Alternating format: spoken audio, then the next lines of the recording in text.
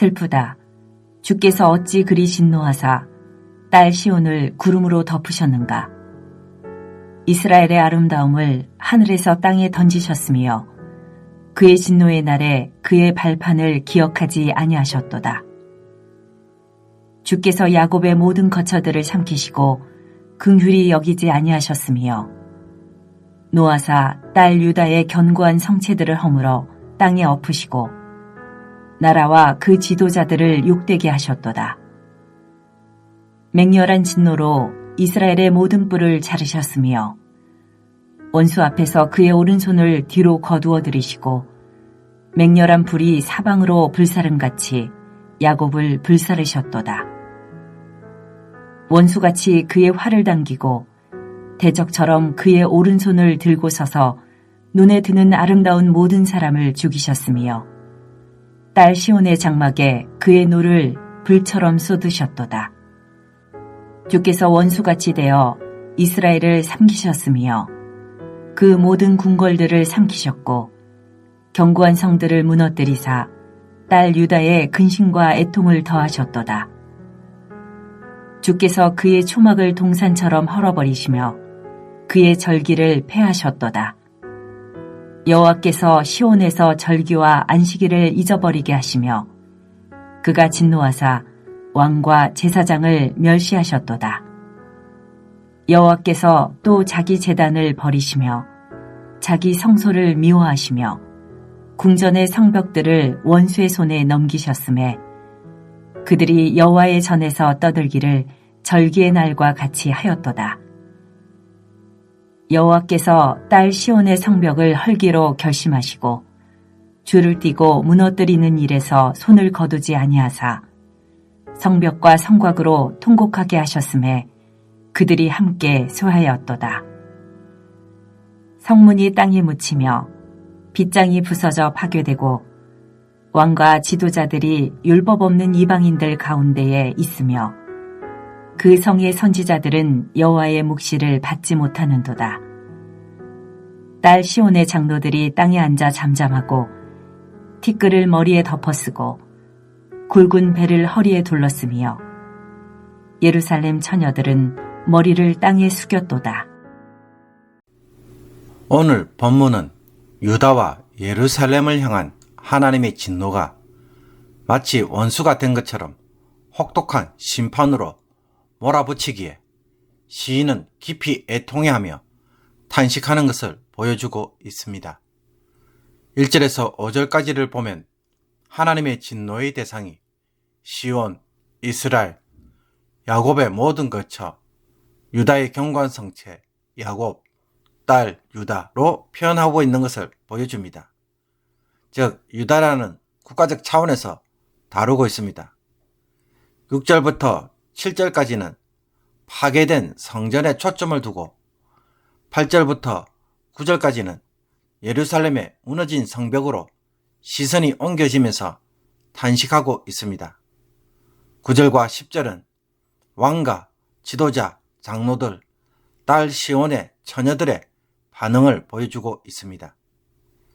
1절에서 한글 성경은 슬프다 라고 시작하지만 히브리어 원문에는 어찌하여 구름으로 덮었는가, 즉 에카라는 말로 시작하고 있습니다. 먼저 하나님은 유다와 예루살렘에 대하여 분노의 구름으로 덮으시고 하늘처럼 높았던 이스라엘의 아름다움, 즉 그 영광을 땅에 내동댕이 치셨다고 탄식합니다. 과거 이스라엘은 애굽에서 탈출할 때 구름 기둥으로 보호하시고 인도하셨는데 지금은 심판의 구름으로 이스라엘을 덮으셨다고 말하는 것입니다. 과거의 영광이 한순간에 몰락한 것입니다. 그러므로 1절에서 5절까지를 보면 유다를 향한 하나님의 이런 진노는 유다를 국가적 차원에서 멸망시키려고 작정하시고 아예 버리시는 것처럼 강하게 표현합니다.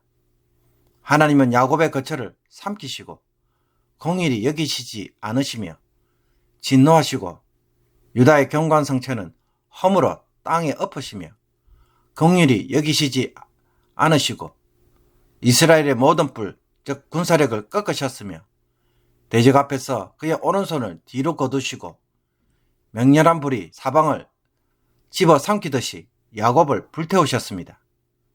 또한 야곱을 구원한 하나님의 오른손은 원수처럼 활을 당기는 손이 되었고 이스라엘과 모든 궁궐을 삼키시고 견고한 성들을 파괴하셔서 딸 유다에 대한 신음과 고통을 더하셨다고 말하고 있습니다.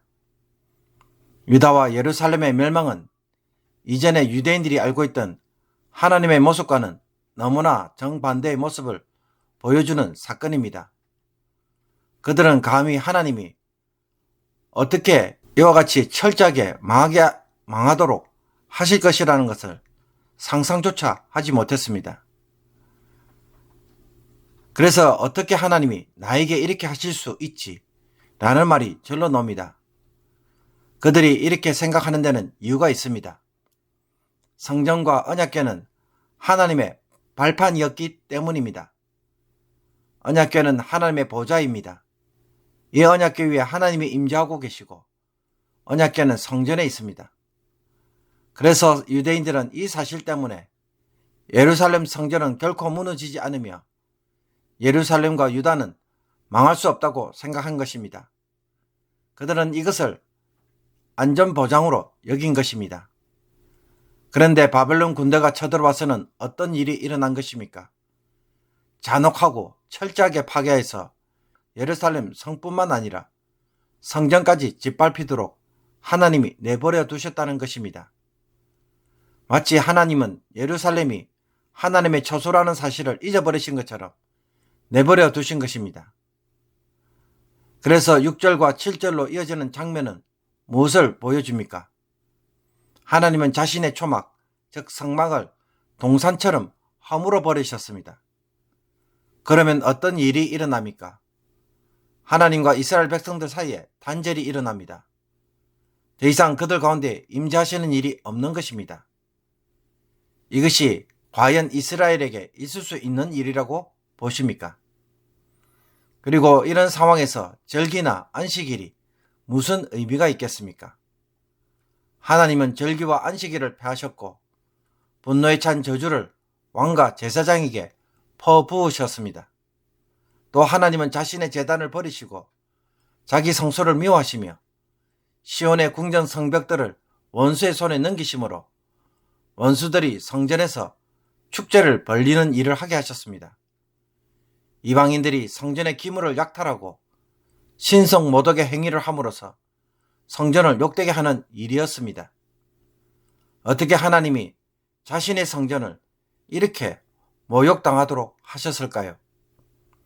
그들은 하나님에게 순종한 것이 아니라 성전을 붙잡고 있었고 언약궤와 성전 기물이 자기들을 지켜주는 것처럼 착각하고 있었기 때문입니다. 마치 모세의 지팡이가 치유의 능력이 있는 것처럼 불뱀 지팡이를 신성시하고 우상화했던 것처럼 그들은 하나님이 아닌 성전을 우상으로 받들고 있었던 것입니다. 왕과 제사장들은 이와 같은 일을 하도록 방치하고 조장했습니다. 그러므로 하나님은 그것이 유다를 지켜주는 것이 아님을 보여주신 것이고 유대인들의 착각을 부셔뜨리신 것입니다. 그리고 하나님은 시온이 의지하고 자랑하던 성벽도 헐어버리십니다. 예루살렘과 성량을 측량하시고 세우신 하나님이 다시 줄로 재시면서 그들을 보호했던 성벽이 다 무너지기까지 손을 떼지 않으셨습니다. 망대와 성벽이 허물어지고 성문 빗장까지 부서지고 파괴되도록 하셨습니다. 그 결과 왕과 지도자들은 율법 없는 이방인들 가운데 살고 선지자들에게는 더 이상 계시가 없으며 장로들은 머리에 티끌을 덮어쓰고 굵은 배로 허리를 두름으로 애통해하고 처녀들은 머리를 땅에 떨고 애도할 수밖에 없었습니다. 그러므로 바벨론 군대에 의해 예루살렘이 함락되고 성전과 성벽이 파괴되며 유다 백성들이 포로로 잡혀가서 그 땅을 떠나야만 했던 사건은 이스라엘로서는 절대로 일어날 수 없는 충격적인 사건 그 자체입니다.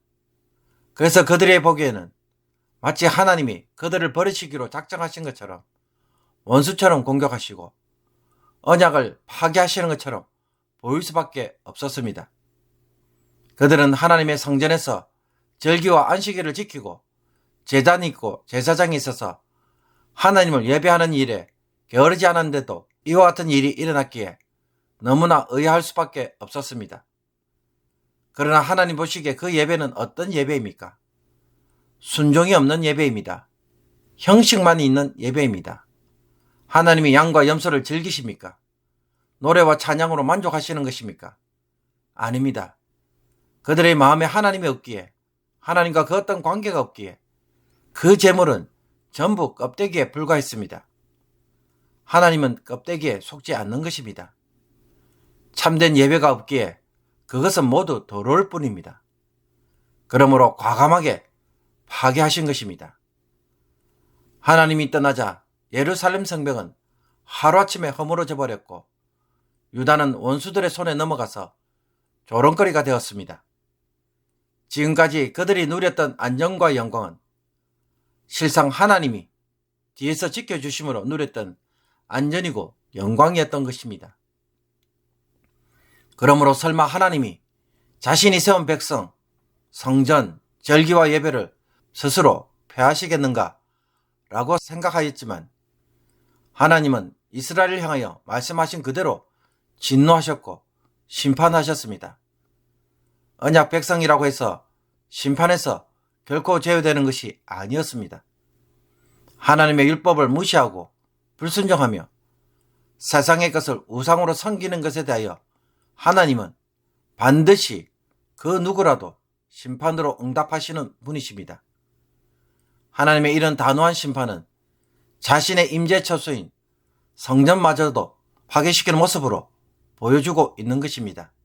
이스라엘은 출애굽 때부터 지금까지 불순종하였고 하나님의 오래 참으심이 이제 경멸과 무시의 차원에 이르렀기에 그들을 심판하지 않으면 안 되는 상황에 온 것입니다. 하나님은 그동안 회개하고 돌아올 수 있는 기회를 수없이 주었습니다. 그러므로 그들이 아무리 언약 백성일지라도 우상 숭배와 불순종으로 예배한다면 그들에게 어떤 하나님이 되시는 것을 보여줍니까? 보호자가 아니라 심판주로 찾아오신다는 것입니다. 죄악과 불순종의 결과가 무엇인지 예레미야는 그 현장을 직접 체험하였습니다. 하나님은 언제나 보호자로, 인도자로 무작정 끝없이 은혜만 베푸시는 분이 아니십니다. 죄에 대하여 얼마나 단호하시는지 원수처럼 이스라엘을 대하시는 모습에서 우리는 마음의 경고를 받아야 할 것입니다. 죄의 길에서 속히 돌이키는 자가 되어야 할 것입니다. 예레미야의 절망적 탄식이 우리의 고백이 되어서는 안 될 것입니다. 그렇다면 여기서 우리는 한 가지 의문이 생깁니다. 예수 그리스도를 믿고 따르는 우리들도 장차 이와 같은 일을 경험하게 되는 것은 아닐까요? 새언약의 백성인 우리들도 이와 같은 일을 겪지 않으리라는 보장이 있을까요? 이방인인 우리들도 유대인들처럼 언약을 깨트림으로 하나님이 심판주로 찾아오시는 일은 분명히 일어날 수 있는 일입니다. 이스라엘이 경험한 것처럼 하나님이 우리의 대적자가 되셔서 이와 같은 심판을 하실 수 있다는 사실은 너무나 충격적이었습니다. 그래서 하나님도 새 언약을 약속하셨습니다. 율법의 저주로 인한 심판을 받지 않도록 영원한 제사함을 예수 그리스도를 통해 약속하신 것입니다. 내가 아닌 예수님이 새 언약의 중보자가 되심으로 나를 대신하여 순종하시고 나를 대신하여 언약의 대표로 언약을 맺으심으로 우리는 심판의 자리에 더 이상 서지 않게 된 것입니다. 누구든지 그리스도 안에 있으면 영원한 언약 백성이 되는 것입니다. 이것이 예수 그리스도가 주는 은혜이고 옛 언약과 비교할 수 없는 새 언약의 엄청난 축복입니다. 그러니 이 은혜를 이제 누구도 받아야 합니까? 유대인도 받아야 합니다. 그래서 유대인들도 예수님을 믿지 않으면 어떻게 될까요? 새 언약의 복을 결코 누리지 못합니다. 옛 언약으로는 그들은 구원을 받지 못하는 것입니다. 유대인이나 헬라인이나 모든 사람에게 예수 그리스도만이 구원하실 수 있는 하나님의 능력인 것입니다. 그러므로 우리는 유대인들과 같이 심판에 이르지 않는다는 사실에 날마다 감사하며 살아가기를 원합니다. 두려움이 아니라 기쁨으로 예수님을 믿어야 할 것입니다. 이 예수님을 통해 주시는 구원의 길마저도 우리가 저버리고 자기 방식대로 살고 자기 방식대로 예배하면 어떻게 될까요? 영원한 심판에 이를 수밖에 없습니다. 다른 길은 이제 없는 것입니다. 그리스도의 은혜가 헛되지 않게 오늘도 예수님 안에서 예수님의 순종을 배워가는 성도가 되어서